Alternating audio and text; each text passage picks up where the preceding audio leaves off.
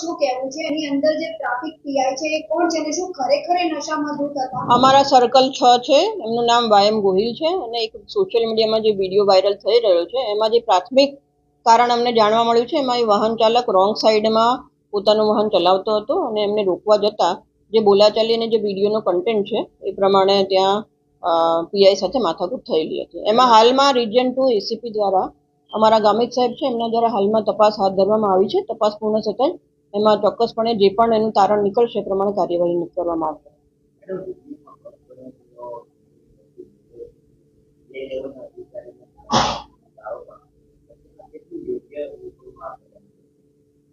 લોકોનું વર્તન બિલકુલ યોગ્ય નથી, પરંતુ જેમ મેં કીધું એવી રીતે તપાસ દરમિયાન જે પણ અમારી સમક્ષ હકીકતો આવશે હકીકતોના આધારે કાર્યવાહી ચોક્કસપણે કરવામાં આવશે.